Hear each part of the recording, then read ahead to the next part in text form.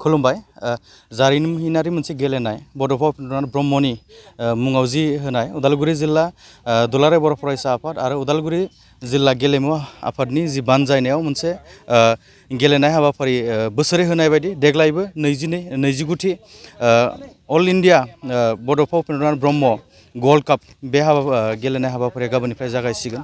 नैबे आं जि जा थावनियाव दङ आं केमेरामेन बिथांखौ दिन्थिनो थाखाय खावलायगोन। आं नैबे जिथु थावनियाव दङ बे थावनियावनो बे फोथारावनो गाबोननिफ्राय बे गेलेनाया जागायगोन आरो बे गेलेनायनि खामानि मावनाया सोलिबाय थादों। दा बे समाव गाबोननि जि जानो गोनां गेलेनाय बे गेलेनायनि जि आफाद बे आफाद बे सामलाय आफादनिनो गाहाय लिंथुमगिरि बिथाङा आंजों दङ। आं बिथांनिफ्राय मिन्थिनो हास्थायगोन जिहेतु बड'फा इउएन ब्रह्म गल्ड काप गाबोननिफ्राय जागायसिगोन 22थि बड'फा इउएन गल्ड कापआ बे बिथिङाव बेसेबांसिम आगबारिनानै दं आरो माबायदि थासारियाव दं?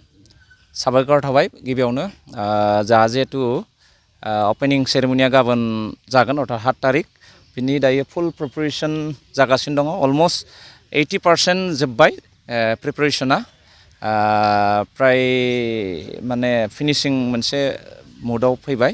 बेखायनो जों गाबोन टाइम मथे शेड्युल मथे जोङो गाबोन जागायजेननाय जिहेतु हाबाफारि बेखौ जों जागायजेननो हागोन। जोङो ओरैनो 12:30 होननानै होदों टाइमखौ।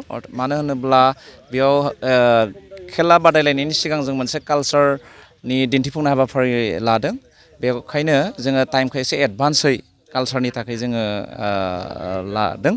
बेखायनो जों 12:30निफ्राय प्रग्रामखौ स्टार्ट खालामगोन गाबोन। नैबे खेलाखौ खुंफुंनायनि माबाफोर जाहोन दङ नामा? दा गोदो उदालगुरि डिस्ट्रिक्ट स्पर्ट्स एस'सिएशननि आन्डारावहाय नैबे Bodofa Upendranath Brahma gold cup football टुर्नामेन्टखौ खुंबाय थादों आरो बेबायदिनो दिनै बे खुंनाया 29 बोसोर जाफैबाय।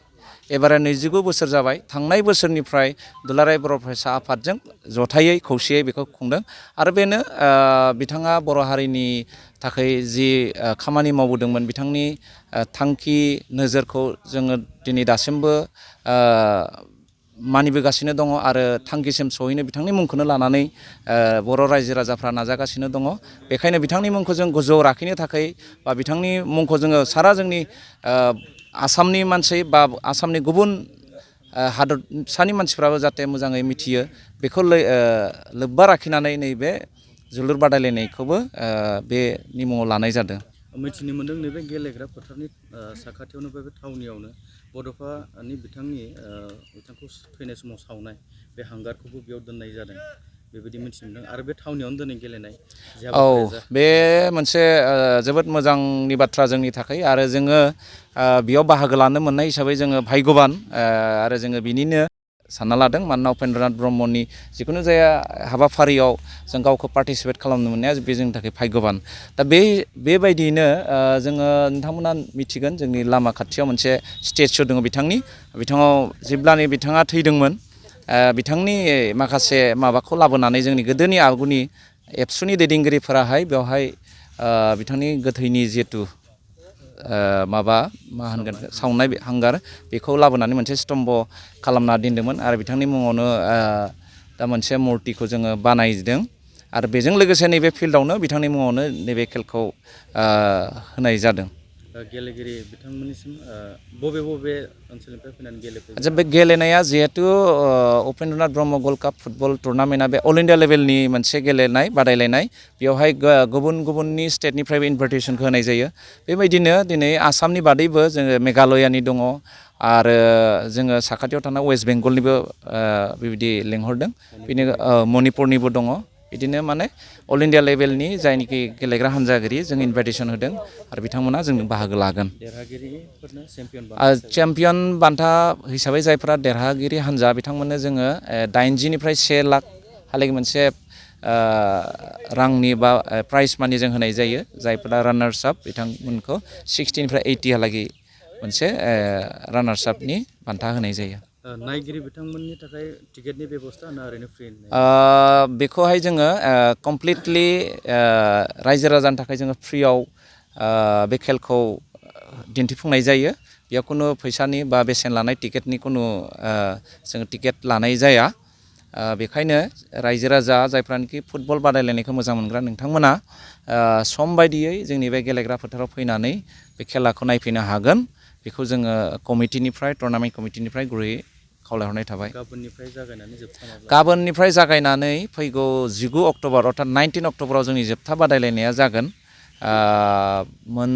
गासै 12टा हानजानि बादायलायनाया जागोन आरो 12टा टिम्स कनफार्म जाबाय आरो जोंनियाव। जोबथारनायाव रायजोनिसिम माबाफोर खावलायनाय आं बेखौनो नोंथांमोननि चेनेलनि थ्रुयै रायजोफोरनिसिम फोरमायहरनो हास्थायदों।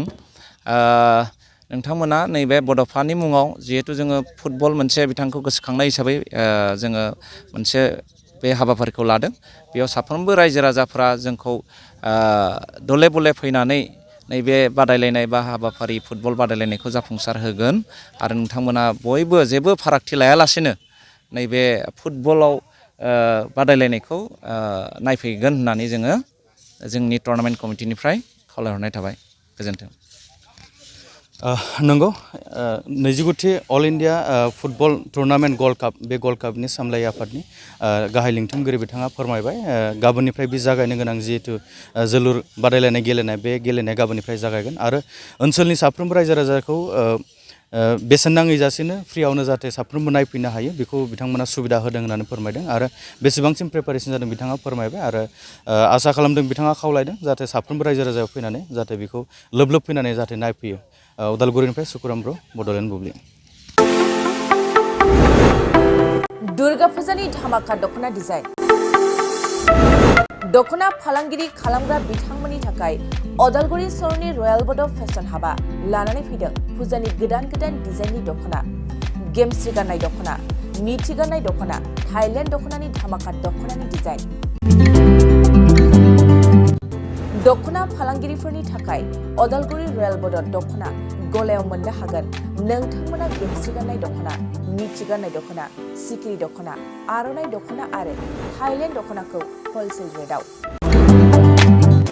बर'नि हारिमुआरि गाननाय जोमनायफोरखौ दख'ना फालांगिरिफोरनि थाखाय बयनिख्रुइबो खमसिन बेसेनाव मोननो हागोन उदालगुरिनि रयेल बड' फेशन हाबाव बायदि रोखोमनि दख'ना नोंथाङा दख'नानि फालांगि खालामनोब्लाबो रयेल बड' हाबाव गासैबो दख'नाखौ हलसेल रेटआव मोननो हागोन खम बेसेनावनो लांनानै फालांगिबो खालामनो हागोन रयेल बड' गलायाव थांनाय फैनायनिबो जेबो उसुबिदा गैया रयेल बड' हाब दख'ना गलानि थंआनो जाबाय उदालगुरि रेल स्टेशननि साखाथियावनो सोरबाफोर दुर्गा फुजानि अफारखौ खाबु लानानै दख'ना फालांगि खालामनोब्ला 9957383083 जानबुं नङाव खौरां लानो हागोन।